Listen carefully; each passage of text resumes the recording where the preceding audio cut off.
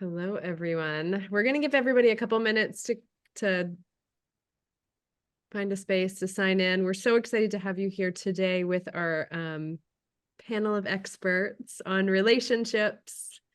So we'll just wait a couple more minutes. How are the panelists doing? How are you guys doing today? What is today? I'm doing pretty well. Tuesday? Rachel, I'm happy to see you. So And good. nice to meet you, Dr. Crone and Hillary. Thank you. Hello. Nice to meet you. Dr. Crone, are you on Instagram? I tried to tag you, but I couldn't find you. Yeah, I am. Oh, okay. Well, what is it? I am, but I'm not going to share Oh. that. He's like, I am. Why don't we share at the end? So we're going to intro you guys now. I think everybody's kind of trickling on. Is that good?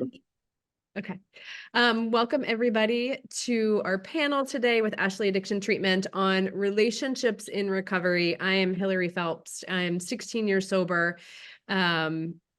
And I feel like I've shared this all week, and I've shared with the panelists before everybody signed on, but relationships were the biggest question mark in my mind when I first stopped drinking. I was 29. I wasn't married. I didn't know what that would look like, not only in the romantic, intimate relationships, but also professional, and how would my relationships with my family change?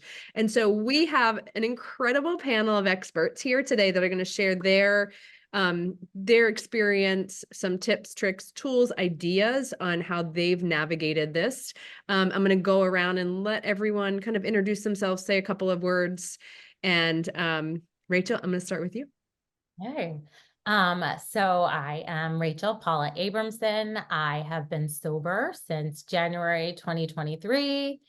Hillary Phelps, I interviewed her for a story for today.com. And when I interviewed her, it was in January. And I thought I was going to stop doing dry January that when it was over. And Hillary really inspired me to keep going. And now I have like more than a year. And yeah, so it's really cool to be doing this with you. I related so much to what you said, so many things, and I kept going, and now here I am. And I write for the Today Show. I'm a parenting writer, and I am married to my husband Dave. We have 2 daughters, and yeah. Thank you so much. I loved our conversation. It was one of those conversations that went on for like hours. Yes. We're so excited to have you here. Thank you so much for joining us today. And Winter, you're next. Hi, I'm Winter Mitchell-Rohrbaugh. I am a digital strategist and consultant and writer. I've been married 5 years to my husband, Alan, who's in recovery. I was introduced to Hillary through Rachel, who I've known for years, over a decade, very good friend whom I love and I'm very proud of for her sober journey. And I'm just thrilled to talk to everybody today. Thank you so much. We're excited to have you here. And David. Yeah, I'm Dave Crone. I'm a psychologist here at Ashley Addiction Treatment. I've been in practice with Ashley for going on my 9th year and been practicing for about 25 years. Private practice. I've worked for the military, the Air Force, hospitals, clinics, many settings, and have worked with many thousands of folks in recovery on all the issues that come along with recovery. And so I'm excited to share my experiences with the folks that I work with and some of the areas that I think are really vital to their recovery within relationships. So thanks for having me, Hillary. Thank you. Thank you so much. And how this is going to work today for you that are joining us, we're going to go through a couple impact of recovery on relationships, navigating challenges and setting boundaries, which I think we all can agree is very challenging, the boundary thing, emotional dynamics and relationships evolution, and providing support and cultivating understanding. So we're going to talk until about 3:50, and then we're going to open it up for questions from everybody here that signed on. So David, we're going to kick it off with you. From a therapeutic standpoint, what are the key elements in rebuilding that trust and communication when someone's relationship's been affected by alcohol? Yeah, just a great question. Rebuilding trust is probably one of the more primary variables I work on with folks as they're getting ready to leave um, treatment. Um, so much has happened prior to them coming here. Usually, it's sort of the bottom, part of life. So, could be relationship problems, work problems, legal, health, financial. So there's the full gamut of issues that could be going on. And so you have the trust has been broken, right? Inherent in addiction. We have deception, we have manipulation, lying, withholding information, and it just creates a lot of pain between a couple and within a family. So when I start to look at why trust is so hard to rebuild, I sort of think of what the experience has been like for the significant others, and they're the ones who may have been with you in the hospital, in ICU beds, dealt with overdoses, there when you're sick and throwing up. And so there's a lot of factors that sort of create a great sense of struggle in trusting the loved one. So one of the big things that I think becomes really valuable, and first and foremost, becomes, I think the person in addiction needs to learn to empathize with their loved one. And when I mean empathize, I mean like sort of like appreciate what they've been through on the journey of addiction, because so much of this is sort of looked at the patient, and we're giving all this treatment attention which the individual needs, but like to start to empathize and I encourage patients to start to ask the questions, while they're in treatment, when they're on the phone, say, what was this like for you? My addiction, what has this been like? Because that has not been the focus. The focus has been the worry and the concern about again, sort of the patient. And so that part of empathizing with them, I think, is a very validating experience, because I think that once they start to feel that validation, they feel like probably a difference in the individual who's in beginning recovery. That difference might be like a more open-mindedness and a greater appreciation for the experiences between one another. Another important part that I think is transparency. When you come home from treatment, transparency is a really valuable aspect of how you're going to function. And that transparency is about being honest with where you're at and being able to ask your partner to be able to share honest information and not just give, how was your meeting? Not just say it was fine, be able to share about what's going on. And a big piece of transparency too is there's going to be struggles in recovery, and that struggle can be, really lead to cravings. And so people aren't used to sharing cravings and the struggling times. They're used to holding that in and then finding their outlet and getting that substance and using that. So being able to like make an agreement to like, hey, when I'm struggling, I'm going to come to you. I want to be able to tell you where I'm at. Because I always think like, if you share with your spouse where you're at, or your loved one where you're at, you're probably going to have just a very anxious person who wants to help. What were those relapse prevention concerns? What were those plans? Let's call your sponsor. Let's take a walk. Let's be, reconnect. And so I think like you have that versus the disappointment that can go on if somebody relapses. So I think that transparency and that those aspects become really important. And I think that another big component is forgiveness. People gotta realize like this, nobody has signed up for addiction. This is not one of those things that say, yeah, that looks like a lot of fun. So appreciating, that the disease model and understanding like this is something that's really, out of my control for components of it. And that I think when you start to get empathetic and validating, a person can become more forgiving and accepting of the addiction. I love that. Yeah, because that along with then time, I think is just a really, important parts of doing the right things day in and day out. Part of your recovery plan, I think, can really create some trust to return to a relationship. And that sounds like, the empathy and the communication is what's really important. And so Rachel, I want to go to you and ask, how did that, how did you got sober? You've been married, you got sober in your marriage. How has that communication structure changed for you? And change your perspective? Something interesting too about my marriage is we dated for 6 months before we decided we're gonna have a baby. So we met in February of 2014 and we were married in November of 2014, and I was pregnant at that time. And I just think that also was sort of like a pressure cooker because we really didn't know each other, and we're like, this is it, we're getting married. And then we had a baby, and it was a lot. It was a lot.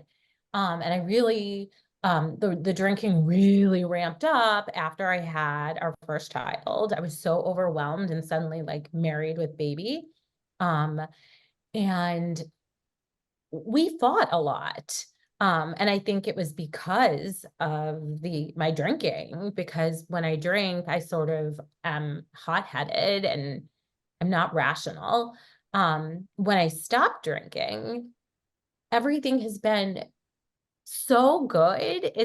We rarely fight anymore. I mean, we argue, but it's like we have these really productive talks because I'm rational and I'm listening and feeling the right emotions. And it's been absolutely incredible.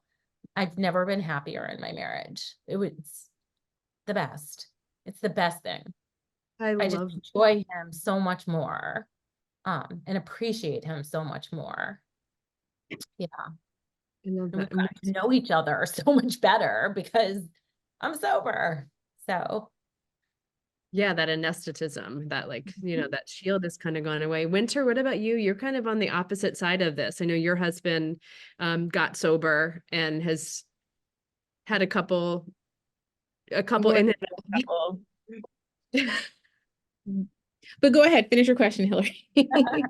Oh, did you say not a couple? No, more than a couple. Oh, that's what I thought. multiple. I was like, okay, yes, Yeah. so can you talk about that and how fear and uncertainty during that, the battle with addiction, what kept you hopeful as someone supporting the addicts? I know his heart. I know who he is as a person. We're all friends here. I spent a lot of time with men before I met my husband, with a lot of different men. And I knew what their temperament was. And I knew when a man just wanted you for one thing. And I knew when a man actually liked you, but didn't want to commit. I'd never met somebody who I immediately knew when I met them that they were the one. And the same with me. It was like instant. And I'd never experienced addiction on this level. I mean, it's extreme. He's prone to the most extreme forms of it. Unfortunately, it's like the stuff of horror movies. But he was such a different person when he was under the influence that I said, there's absolutely no way this is who he is as a person, because when he's not under the influence, he's docile, kind, sweet, funny, enigmatic. But when he's under the influence, he's an absolute monster. And that's what it felt like dealing with somebody who was mutating. This last big one was nearly fatal. He had like a 5% chance of survival. And that wasn't his bottom. And that's when I finally was like, I got to be honest with you. This isn't my bag. This isn't what I'm going to do. I've been through multiple relapses. I don't think I can do this. And I don't want to be honest. So in loving someone like him, I have to really I had to remind myself to love myself. And that sparked that person that I love in him to commit to a rehabilitation program there. He wasn't going to manipulate himself out of it. He wasn't going to sweet talk me out of it. He wasn't going to worm his way back into the home just to get what he wants. I mean, he's been committed in outpatient. He finishes this week. And he's been committed to his sobriety. How did I stay in this mindset that I need to love him? It's not a need. I absolutely adore him and I'm in love with him and he me.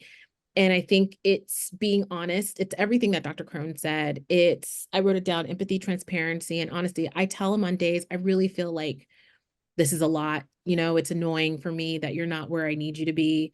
And I'm sorry I feel that way. I'm accustomed to where you were, and I'm struggling today too.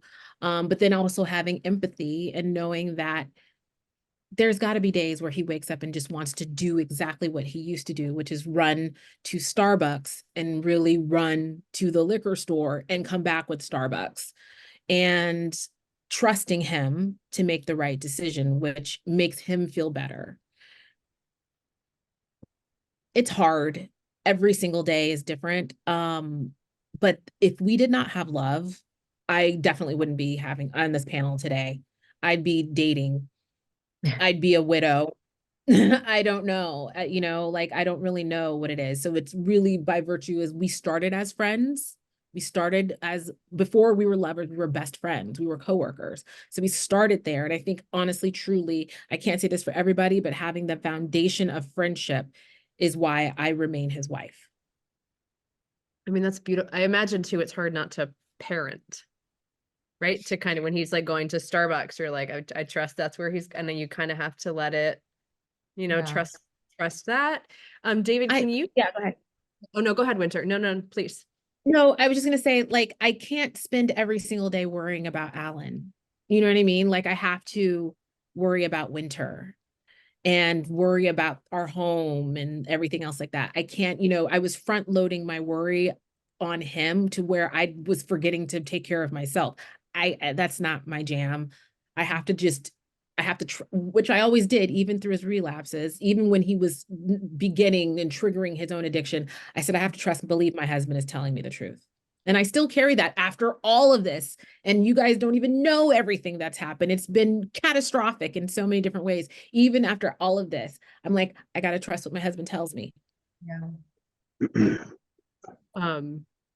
We need you back for like your own panel. I feel bad because I feel like no one really knows. It's a lot. Well, it's hard. And I think, most of the people on this panel either in recovery or have loved ones in recovery. And that's what, and I come from the side of being in recovery. And I remember someone, and what you were saying was so resonated, because they said, every once in a while, I see these little glimmers of light of who you are. And then you start drinking alcohol and I never know who I'm going to get. And I was like, that's your problem, not mine. And I didn't realize how much, weight that person carried until I got sober. And, and so David, now, so we want to talk about setting boundaries. Yeah. Navigate change. And so did you have something? Oh, you go ahead. How can someone in recovery navigate the challenges of setting boundaries with loved ones?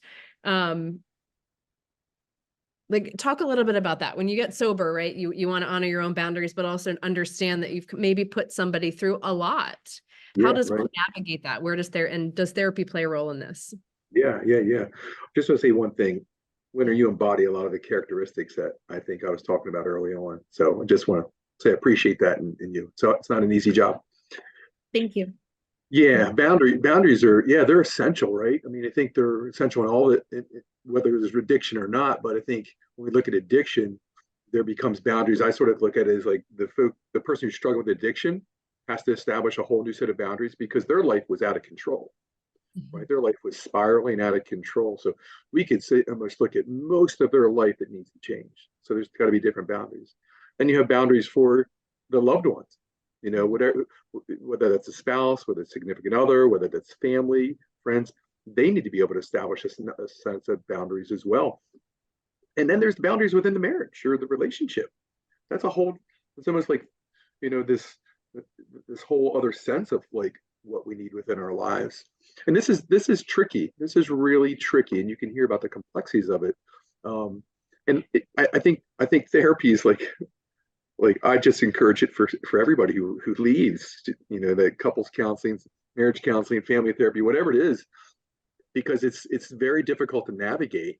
And when I look at someone whose life was out of control, and spiraling out of control, now they're coming through treatment, and man, they're starting to feel good, and like the clouds have lifted and they're thinking, their energy's returning, they feel vibrant, the lights are on again. You sort of see that part of them.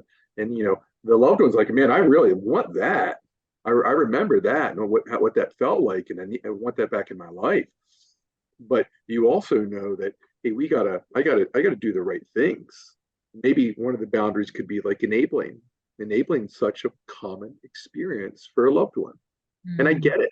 It's hard to love somebody the correct ways all the time.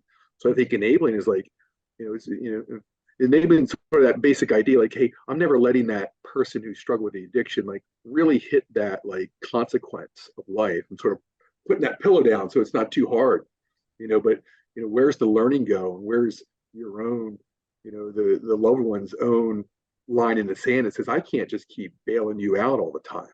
I can't keep doing this all the time. This isn't good for me. This isn't good for us. And it's certainly not good for your recovery. So I think like recognizing, for the individual in recovery, like, hey, I have to have boundaries in how much I work, how I work. I got to get to sleep. I got to eat well. I got to take care of myself. I got to be mindful of all these kinds of things. And then I think the loved one needs to say, hey, like, I want to be involved in your treatment, but I'm not going to be the police. I'm not going to be that person who's running after you all the time. That's making sure that you're doing everything right, because that becomes a very the power differential changes in the relationship too much and doesn't just let a person be a person and a part of the relationship. The dynamics change in an unhealthy way. But I think being able to just be honest about what your needs are, be honest like when you're struggling, to be open about the times where, hey, my cup's empty today. I don't know how much I can help if you're struggling. Maybe you need to talk to your sponsor or talk to your therapist. My cup runneth over today.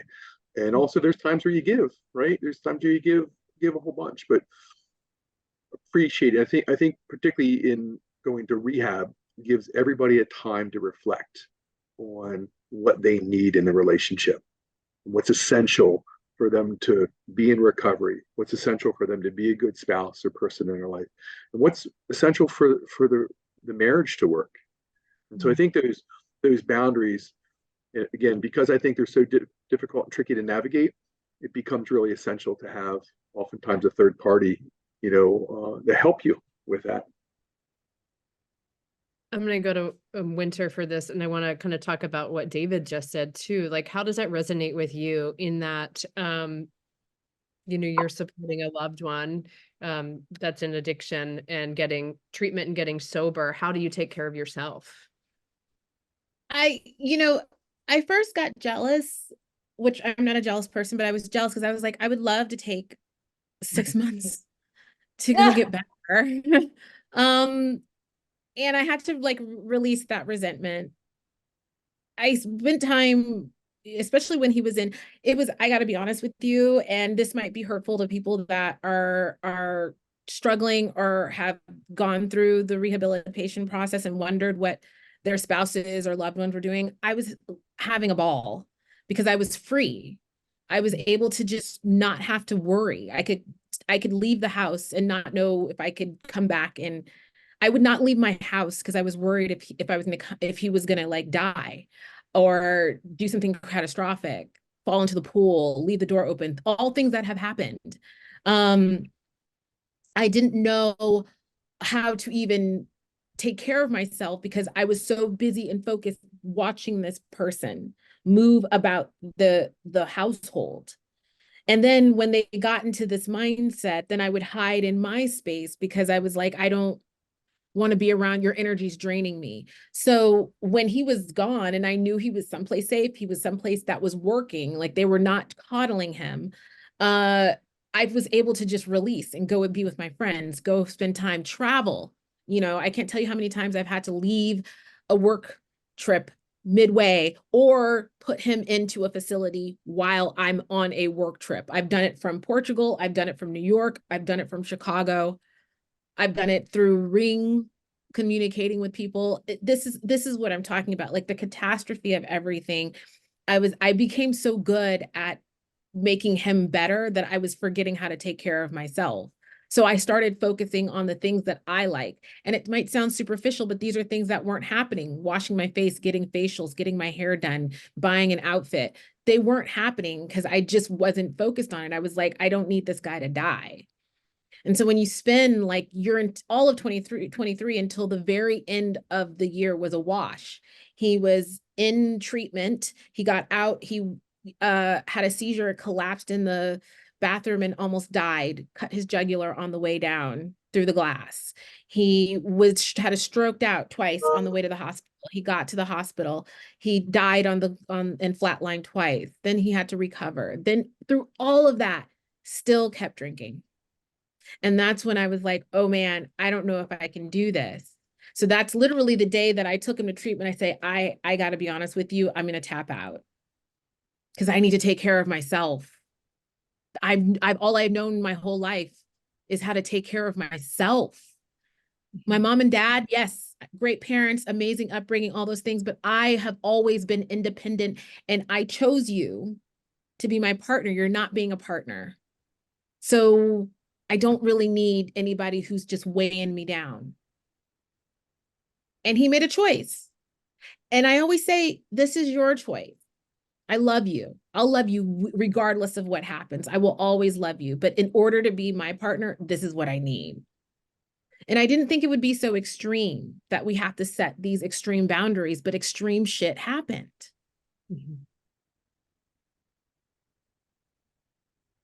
No, Sorry, I'm like, I'm crying. I know. Rachel? No, I just am so proud of Winter, and I think everything she's saying is so helpful, and it's so important to understand the other person's perspective. Yeah. And I love you. Of you. You really have been through it, so And I I'm think- proud of Go ahead. yeah. Please. Alcohol. I'm proud of you, Rachel, because it's a silent thing and we don't talk about it. Mhm. You know, if I'd known you were going through this, I would have reached out to you sooner. And I would want you to do the same thing for me. But, you know, we also have to consider how people's what they can carry. Mhm. And I'm always considerate of that. Mhm. But I'm always very appreciative of the people who were there. Yeah.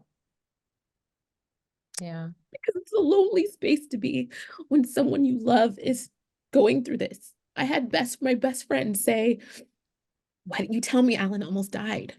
You never said a word. Because that's what ends up happening with a spouse. You just start building up a boundary and a line because there's so much shame attached to this. And I have had to walk with my head held high. And I've had to raise his chin up too, because I don't want him to feel shame. I would say the biggest mistake was putting him on national television last year, Good Morning America, but weeks out of the hospital. But he held it together. He really did. But that was a selfish decision. But other than that, keeping myself together and feeling good about myself and also raising the chin of my partner. You know, I start every morning with him with a big hug and I kiss him and I cuddle him and I do it. It took months for me to forget what I saw when I opened that door that day. Him literally slipping away. And what if I weren't home? Because I wasn't supposed to be home that day. And it took me weeks to think about what if. You know, I don't really think about the what if anymore. He's healed nicely, this bitch. You would never guess that all of this stuff, and he looks great. But I always think about the what if, telling his son, telling his parents. But I'm proud of him. As angry as I can be with him, I'm so proud of him because this is like the hardest thing I think he's ever done, which is actually truly commit after 5 rehabilitative stays to finally commit to sobriety and not try to shortcut his way out of it.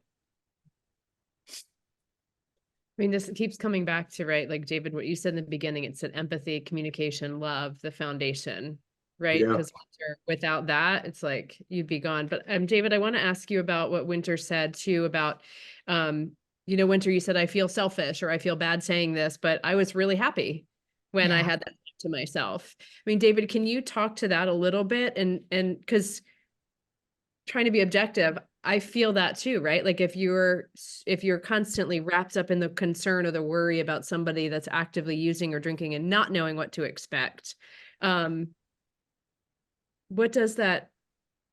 Yeah, I do a lecture periodically here at Ashley, and one of the things I do one on rebuilding trust actually, and one of the things I say, we usually have about 100 patients here at a time or so, is I say, guess who's sleeping well tonight? Mhm. Mhm. Winner knows. Winner knows. Like they're sleeping well because you know what? They're not scared. They're not scared you're going to overdose. They're not scared you're going to fall. They're not scared you're going to end up in the ICU. So it's hard because when you love somebody, you take care of them. You do the things that are really essential in providing care. I mean, getting treatment from Portugal sounds like no easy task. Probably, and that's probably just the tip of the iceberg. All the moments and times, bedside and help and drunken times and cleaning them up and cleaning up the house and oh my gosh, you spent this or you did that or all these things that go on or so much your health. And so I think as it's hard to sort of transition to like, oh my gosh, am I doing too much because I'm not caring for me at all. My life has become about his addiction. And I said there's that fine balance in the boundary. That's where I think people need help navigating things oftentimes. Because when you can discover the boundary, you can say, you know what? I love him. I'm going to help him. I'm going to do all that I can from what I said I'm going to do. But I can't go beyond some of these things. I can't do because you're going to learn. Through trial and error, you're going to learn how far to go and how far you shouldn't go. And I think that opportunity to figure that out is essential because it sounds like Winter's in a nice spot now where she can love herself, care for herself, love her husband, be able to be worried about him, concerned about him, but also maybe have some mental boundaries, some physical boundaries that says, you know what, I still have to work on me and take care of me and love me again. Because if you don't, now you have somebody who's completely depleted, trying to take care of somebody who can't care for themselves really in many ways. If you're depleted, it's sort of like, I got to take care of myself first before I can take care of the patient, right? So that's sort of how it becomes. Like if I'm not good, nobody else is going to be good, right? If mom's not good, nobody else is good. So that idea of caring for yourself is really, really valuable. But it's a hard balance to strike. It really is because there's particularly women being so maternal and so like that natural part of them just sort of cares so heavily and deeply. I think that part is, sort of drives them. That's why they're good at what they do, being moms and being spouses and all the other roles they have in life. But that maternal quality is just sort of it's a mixed bag sometimes, right? It can take you across the boundary if you're not careful. So I think again, when it really embodies, I think a common sort of process that people go through when they're on their way to healthy boundaries, and it's so great to see you, again having those in your life. But yeah, so those are some of my thoughts on how Winter's progressed. Thank you. I want to touch on that maternal that you talk about in women. Rachel, I know that you have two girls. If you talk about how that, so I wanted to kind of balance and saying like the triumphs and the challenges you've had. I know you said it's been so much better with your husband and that your relationship has evolved. And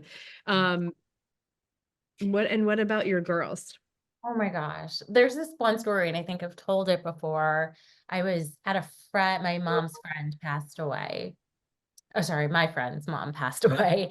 And we were at this beautiful country club, and there was all this wine. And I was really tempted that day. I'd stopped drinking at that point, and I really, really wanted to drink because sometimes you see it and it looks so good. It just looks so good.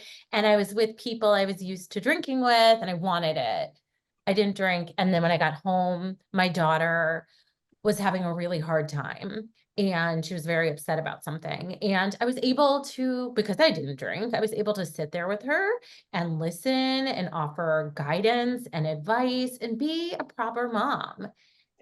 had I had alcohol, that would not have been the case. I would have been goofy or falling asleep or just shut down. So like that's how it is here now. I'm a really present mom all the time. And I think they notice that. They know who they're going to get every day. It's not like fun dancing. I was always different when I drank. I wasn't mean, but there was just many Rachels, and now I'm always, here for them. So I think our family is also happier than we've ever been since I've Really? started. I mean, that's so beautiful that your girls get to see that present mom. Present. And Yeah. Winter, I'm Sure. coming back to you. Yeah, go. How has your husband's journey to recovery changed your views on love, resilience, and partnership?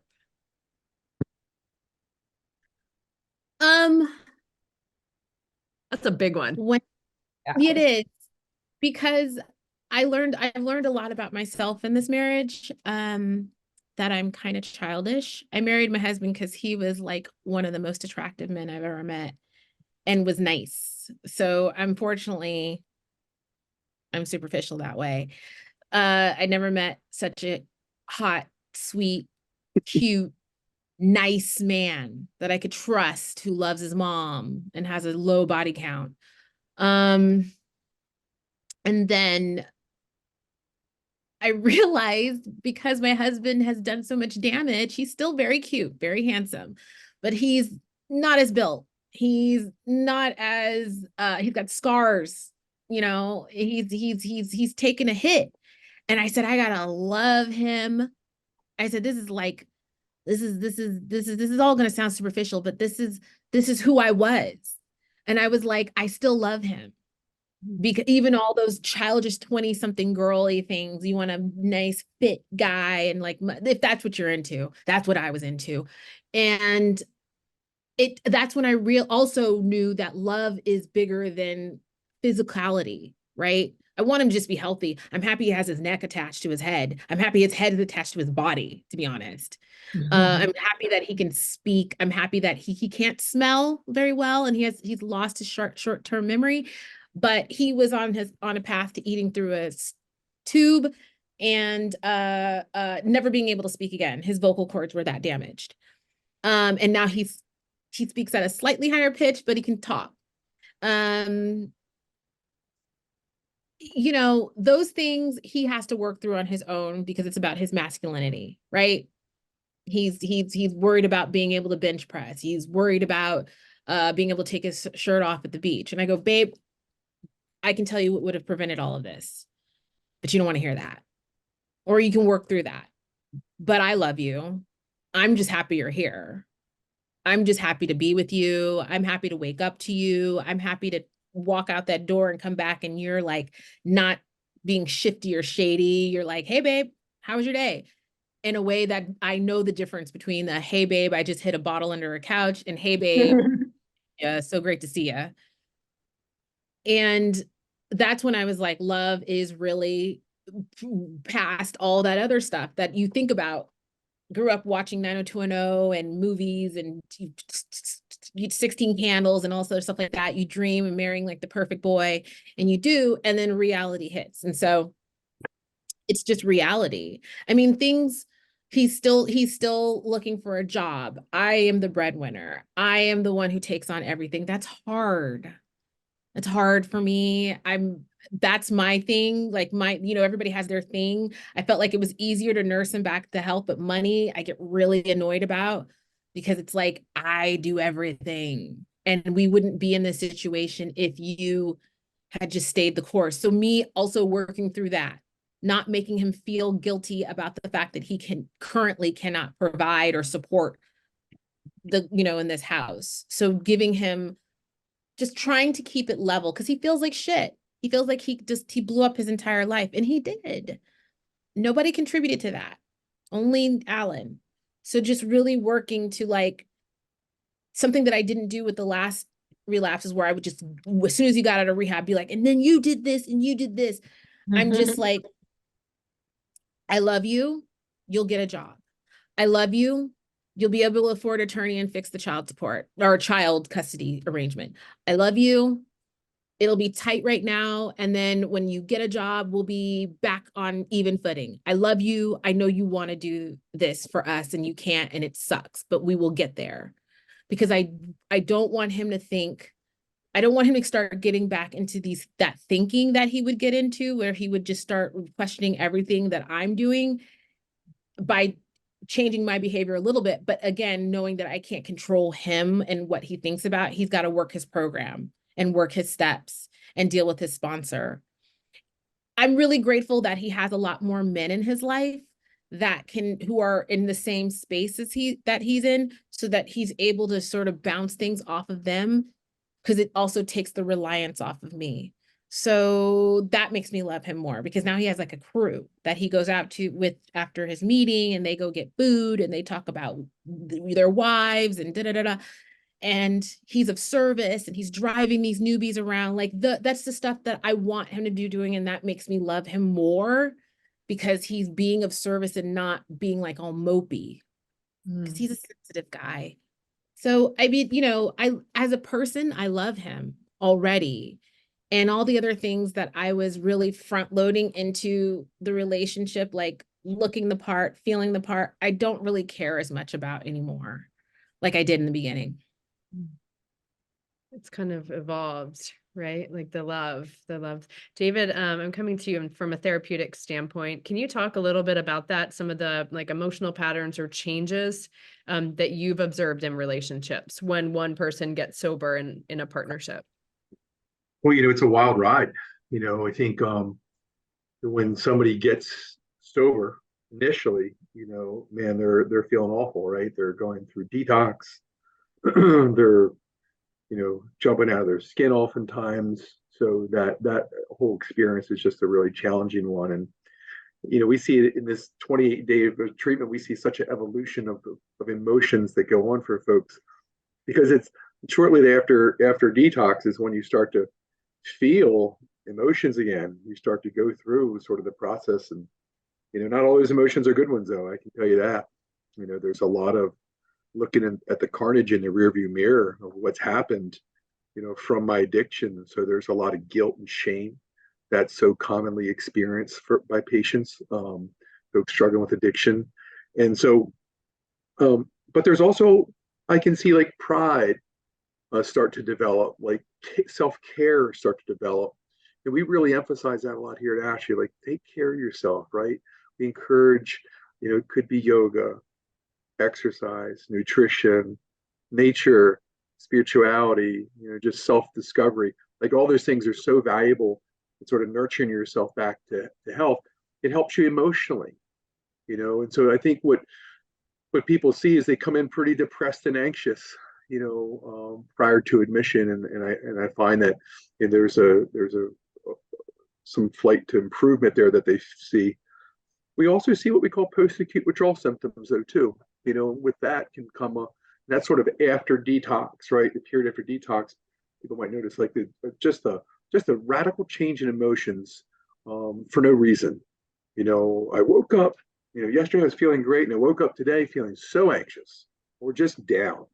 And so that post-acute period can last weeks or months for folks. And then as I see them exiting treatment, preparation for discharge, that last week where they're anxious.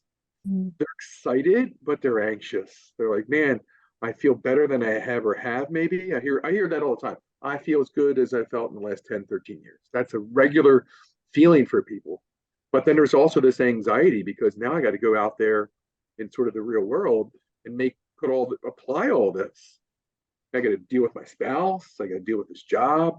I got to deal with all these experiences that I've gone through, and again, sort of the carnage. So I think there's a whole process of ups and downs for folks, and it's very challenging. And then the spouse and significant others going through the same thing. They might, the first time they hear a phone call from them, and they sound so much better, or that we get to visit and they see, again, they look so much better, but they're worried, right? Everybody's worried. We know about relapse rates. We know how significant that can be. So there's fear. And that can be an underlying sort of current, I find, for a lot of folks, is there's a sort of like, all right, I made it through the first month. I hear making it through the first 3 months is like the big one, or making it through the first 6 months, or making it through the first year, anniversary dates, and so forth. So there's all this sort of like anxious anticipation for a lot of folks. And so I think like recognizing that, boy, both people need support during these times. Like you gotta get it for yourself. You gotta be able to give it. And again, I think what I said in the beginning, like empathy, understanding, really caring about what the other person's going through is invaluable, because the emotional experience is a difficult one. But I can tell you this, when you see somebody in recovery, and sort of like what Winter said, her husband's out doing those things, maybe being of service, going to a meeting, taking care of himself, like that's a good feeling. Like that's what gives us hope, right? And that hope is like so powerful. And so when you can have that hope, I think that really drives your future and drives your motivation. And again, keeping in mind all these other important aspects we've been talking about today, boundaries and rebuilding trust, all that comes together to really, provide the emotional support that you need. But it can be an up and down process for sure. It gets better as it goes along, though, right? One day at a time. Right. Rachel, looking back. Story feels a little boring. I don't know. What's that? It's like my story feels a little boring right now. I don't know. No, it's not boring. It's interesting. Boring. No. Okay. The cool part about having so many different people share their stories is because everybody's story is so different, right? Like Yes. Rachel, I said about you, like I was just a wine drinker, right? Yeah. So it's like, oh, I'm not a real alcoholic because I Right. haven't been to treatment 10 times, or I didn't Right. wreck a car, or I didn't get a DUI. But all of these stories and voices are so powerful and important. Yes. And so Absolutely. I'm so but I know what you mean. I'm like, Anyway. I went to treatment, one time, but it takes every, to really, I think, decrease the shame and addiction and get more people the help that they Yes. need. I really think we need all of these stories, because Yeah. without stories like that, people are gonna be like, oh, I'm not that bad. Right. I talked about this, my friend Charlie Engel, who also works with Ashley. Yeah. Charlie was like living out of a bullet-ridden car. He was shot at. He was eating Wendy's out of his underwear, like after smoking crack all night. I'm like, I'm not like that guy. He got arrested, he was in jail for crimes, and like, Right. oh, I'm not him. Right. But anyway, I'm Stay- grateful. And your story is not boring, but I am going to come to you with the question. Okay. Go. Looking back, what advice would you give your past self at the beginning of your sobriety, particularly regarding your relationship? Oh, see, that makes me emotional. I cannot emphasize enough, like how incredible my life is now. I think when I started, I had no idea. I had all those concerns people have. Am I going to lose my friends? Is my marriage going to fall apart? Am I going to enjoy Dave anymore?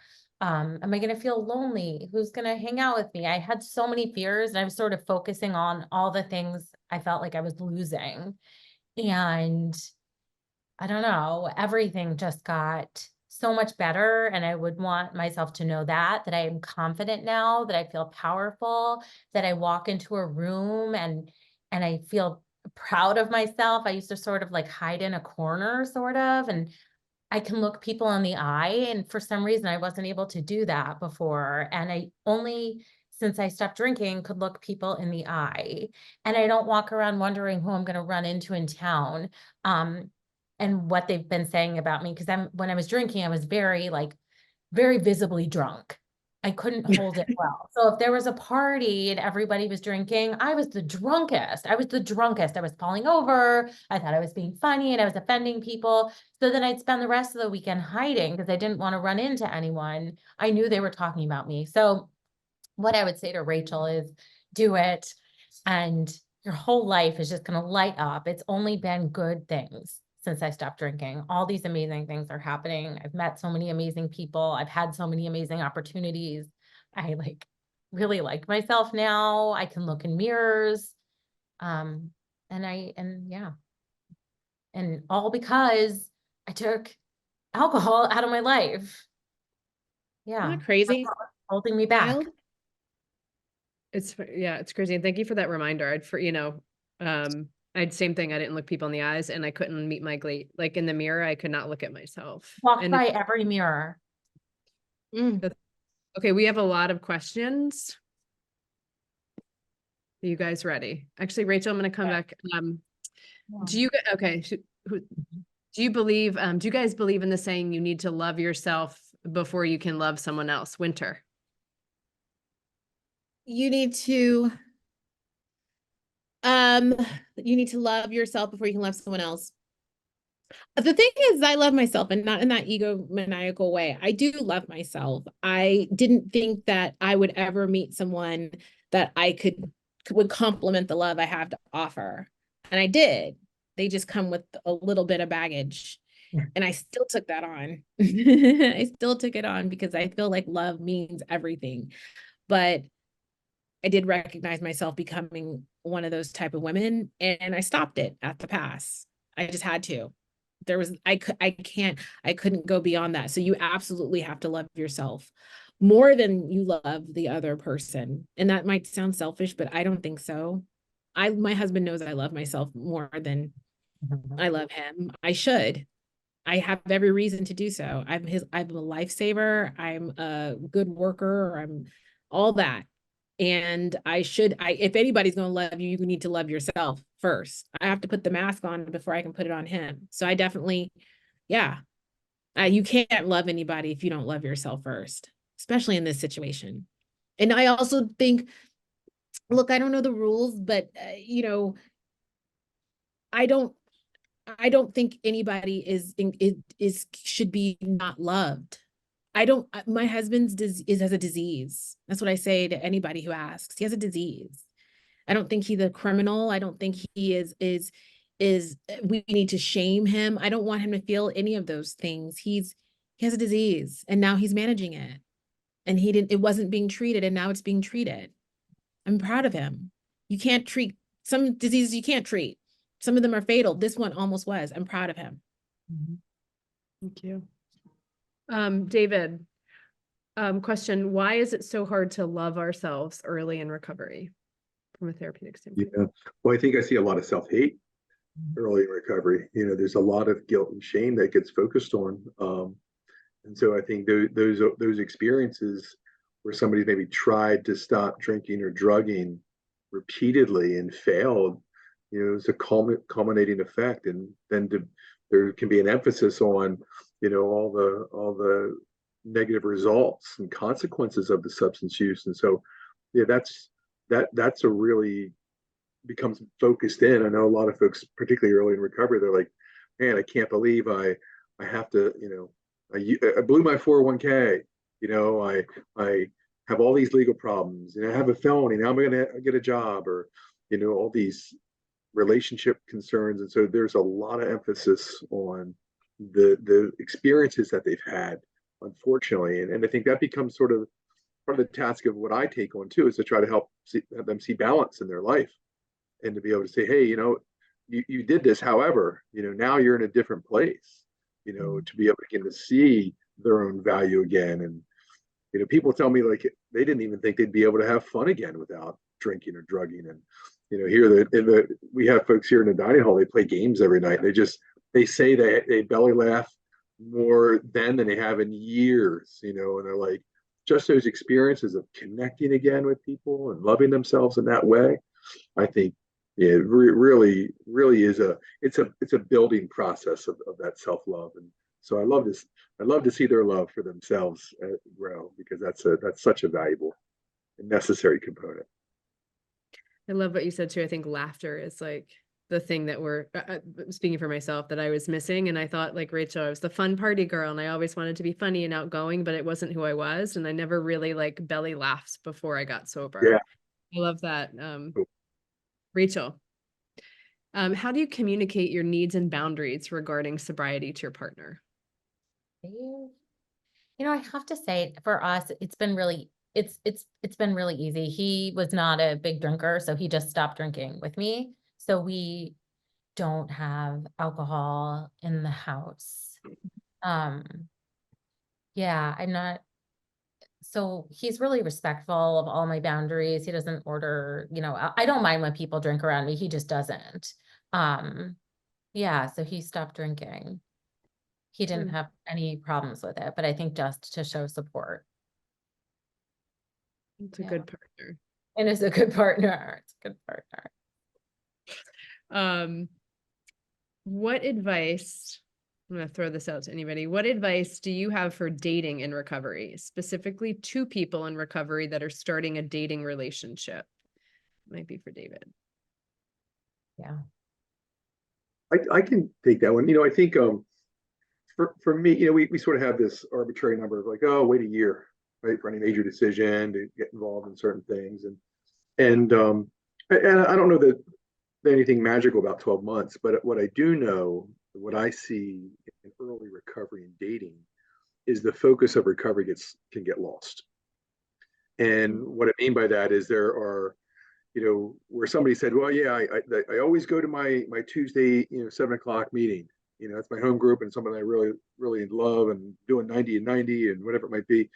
And what I find is sometimes they'll say, hey, this girl I'm dating just invited me to a concert and it's Tuesday at 8 and I'd have to miss this meeting. And I get it. Like I get the desires for a relationship, but sometimes I see recovery start to slip out of the veil of being so important. And it's got to be for recovery has to be first.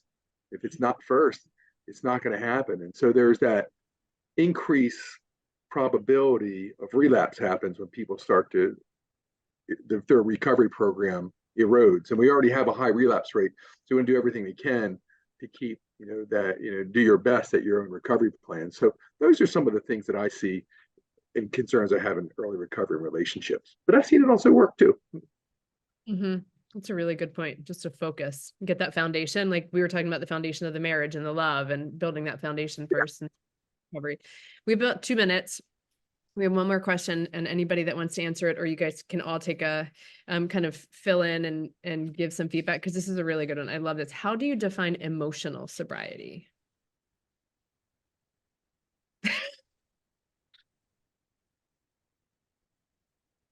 I wonder is there any That's additional it.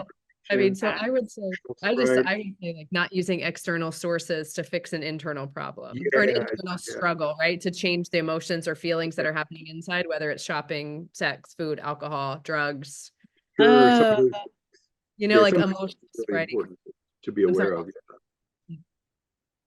Um, Uh, oh, I allow myself to feel how I want to feel.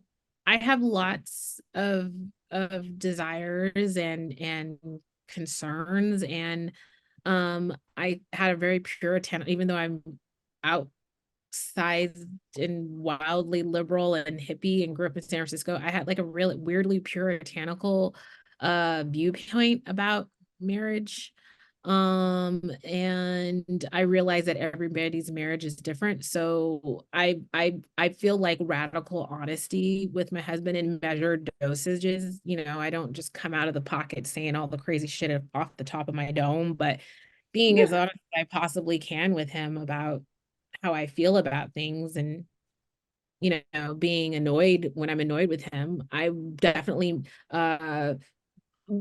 would not be to say things or do certain things, not because it like triggered him in an abusive manner, just because he would get sensitive and feel like that was a reason to go drink or a reason to do this or hide it or whatever, or feel bad, and which led to this.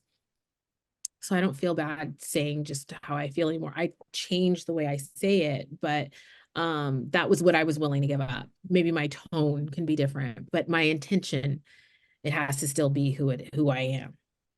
I hope that answers it. I don't know what that meant. no, I don't know what emotions. no, Rachel, David, anyone, you guys got to pass. I think Winter did a good job. I think you did a great job. Yeah. It is 4:01.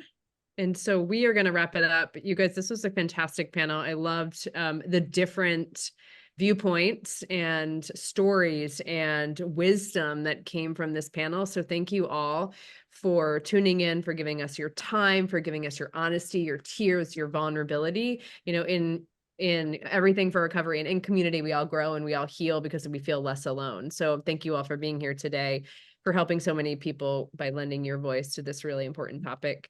I know we'll be sharing this later. If anyone has any questions, I think everybody here is open on social media, answers questions. We're all on Instagram, etc. Thank you guys again. And Thank you. Thank you, Hillary. Thank you for inviting me to this platform. I will come back anytime you want. And it was so great to meet you, Dr. Crone, and Rachel, you know I love you. Oh, great to meet you too, Winter. Keep up the great work too. Thank you, Hillary and Thank Rachel. Wonderful Thank you. experience with everyone. absolutely, you guys. Everyone enjoy the rest of your day, and we'll see you next month. Bye. Bye.